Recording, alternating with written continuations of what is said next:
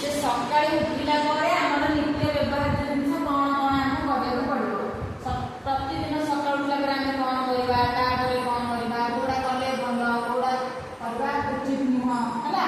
ସକାଳୁ ତମେ ଉଠିବ, ଉଠିଲା ପରେ ତମେ ଯଦି ମୁହଁ ନ ଧୋଇବ, ବ୍ରଶ ନ କରିବ, ତାହେଲେ ସବୁ ପାଟିରୁ କ'ଣ ଆସିବ, ବାସ୍ନା ବାହାରିବ, ଗନ୍ଧ ବାହାରିବ। ପାଖରେ ଯଦି କିଏ ବସିଥିବ ତାହେଲେ ସେ କ'ଣ କହିବ, ଯେ ଏ କ'ଣ ତୁ ବ୍ରଶ କରୁନୁ, ଗନ୍ଧିଆ ଗନ୍ଧିଆ ବାସ୍ନା ହେଉଛି, କହିବ ନା ନାହିଁ।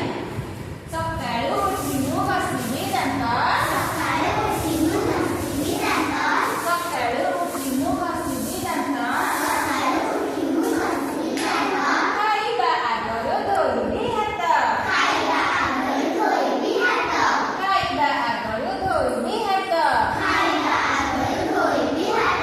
ଆସନ ଉପରେ ଖୁସିରେ ବସି,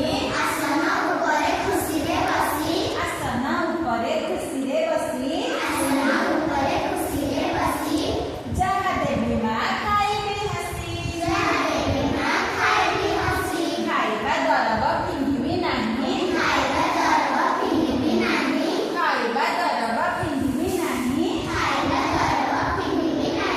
ବେଶୀ ଥିଲେ କିଛି ଦେବି ଫେରାଇ, ଖାଦ୍ୟରେ ବସାଇ ନ ଦେବି ମାଛି,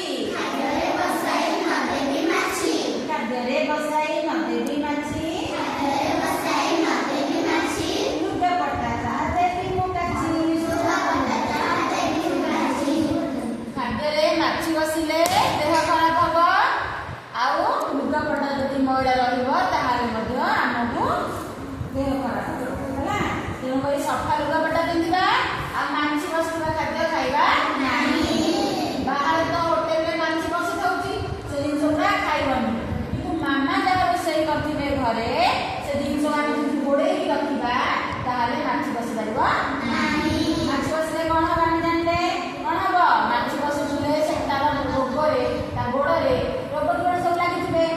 ମାଛି ସବୁବେଳେ କ'ଣ କରେ, ଅପରିଷ୍କାର ଜାଗାରେ, ଗନ୍ଧିଆ ଜାଗାରେ ବସିଥାଏ, ତା ଗୋଡ଼ରେ ସବୁ ସେଇ ଗନ୍ଧିଆ ସବୁ ଲାଗିଥିବ, ତା ଗୋଡ଼ରେ ସବୁ କ'ଣ ଥିବ, ଗନ୍ଧିଆ ଲାଗିଥିବ।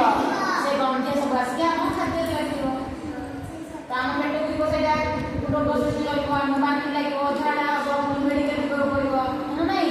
ସେଥିପାଇଁ ଆମେ ସଫା ରଖିଥିବା ଜିନିଷ ଖାଇବା, ଲୁଗାପଟା ମଧ୍ୟ ସଫା କରି ପିନ୍ଧିବା।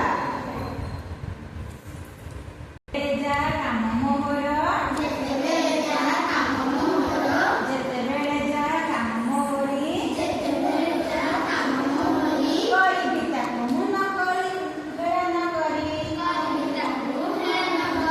ବଢ଼ାଇବି ନାହିଁ ନଖ ମୋହର। ନଖ ଯଦି ଆମେ ବଡ଼ ବଡ଼ କରି ରଖିବା ସେ ଭିତରେ ମଇଳା ସବୁ ରହିଯିବ। ତମେ କ'ଣ କରିବ, ଯଦି ଗନ୍ଧିଆ ହେଲେ ତମକୁ କୁଣ୍ଡେଇ ଲାଗିଲେ କୁଣ୍ଡେଇବ, ସେ ମଇଳା ରହିବ।